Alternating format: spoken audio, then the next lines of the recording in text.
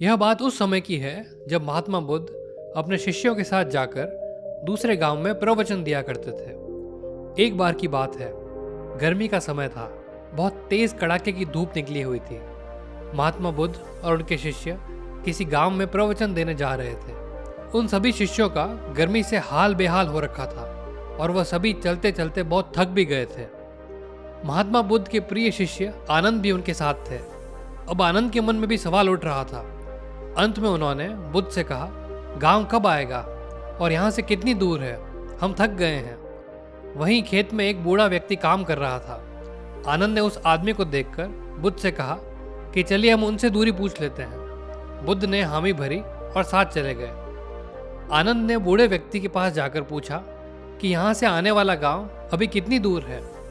बूढ़े व्यक्ति ने कहा, यहाँ से गांव 2-4 किलोमीटर ही दूर है, आप जल्दी पहुंच जाएंगे।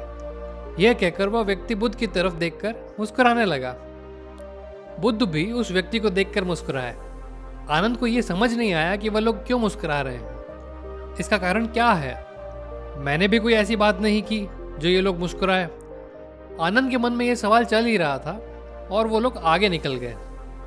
आगे जाने के बाद काफी दूरी तय करने के बाद भी गांव नहीं आया। तब आनंद के मन में फिर से यह सवाल आने लगा कि उस बुजुर्ग द्वारा बताए गए रास्ते के अनुसार गांव अभी तक तो आ जाना चाहिए था, अब तक कैसे नहीं पहुंचे? फिर रास्ते में आनंद को एक और महात्मा मिल गए। आनंद ने उन महात्मा से फिर वही सवाल पूछा कि आगे आने वाला गांव और कितना दूर है? महात्मा ने कहा, ज्यादा दूर नहीं है, बस 2-4 किलोमीटर ही दूर है।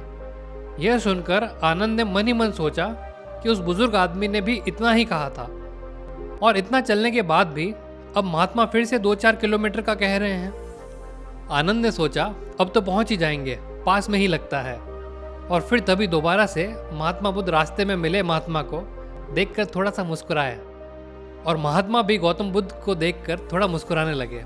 और फिर से एक बार आनंद के दिमाग में सवाल उठने लगा कि आखिर दोनों के आपस में मुस्कुराने का कारण क्या है। परंतु वह लोग आगे बढ़ने लगे।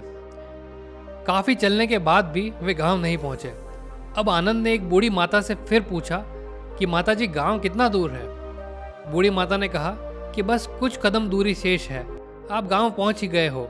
और एक बार फिर से वह बूढ़ी औरत और बुद्ध एक दूसरे को देखकर मुस्कुराने लगे। आनंद ने फिर से यह सब देखा, लेकिन वह उस समय कुछ न कहकर आगे बढ़ गया। अब भी गांव आने में समय था। आनंद के सब्र का बांध टूटने लगा था। वह समझ नहीं पा रहा था कि हम गांव पहुंच क्यों नहीं पा रहे हैं, कहीं हम रास्ता भटक तो नहीं गए। वह रास्ते में रुक गया और कंधे पर रखे सामान को क्रोध में आकर फेंक देता है और अंत में महात्मा बुद्ध से कहता है कि वैसे तो आपने कहा है कि बेकार के प्रश्न नहीं करना चाहिए, लेकिन फिर भी मेरे मन में काफ़ी देर से एक सवाल परेशान कर रहा है और मुझे खाया जा रहा है। कृपया कर आप मुझे उसका उत्तर दें। बुद्ध ने कहा कि पूछो, क्या पूछना है? आनंद कहते हैं कि हम जिससे भी रास्ता पूछ रहे हैं वह हमें बस थोड़ी दूर कहकर आगे बढ़ाए जा रहे हैं। हम कम से कम 10 से 12 किलोमीटर चल के आ भी गए हैं, गांव अभी तक नहीं पहुंचे। और आप कभी उन्हें देखकर मुस्कुराते हैं तो कभी उन्हें देखकर हंसते हैं।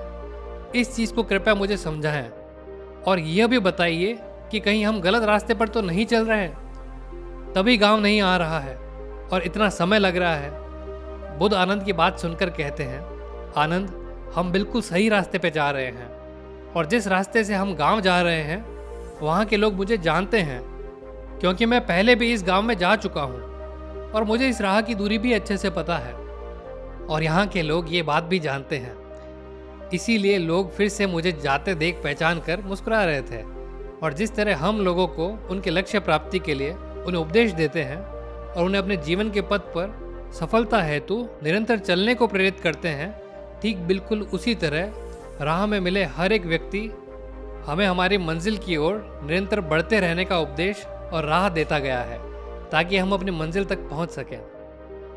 बुद्ध की यह बात सुनकर आनंद मुस्कुरा उठे और सभी एक बार फिर से गांव के लिए निकल गए और कुछ समय बाद वो लोग वहां पहुंच जाते हैं। दोस्तों, इसी तरह हमको अपने जीवन में अगर कोई लक्ष्य की प्राप्ति करनी है तो हमें भविष्य की ज़्यादा चिंता ना किए वर्तमान में अपने काम के ऊपर ध्यान देना चाहिए।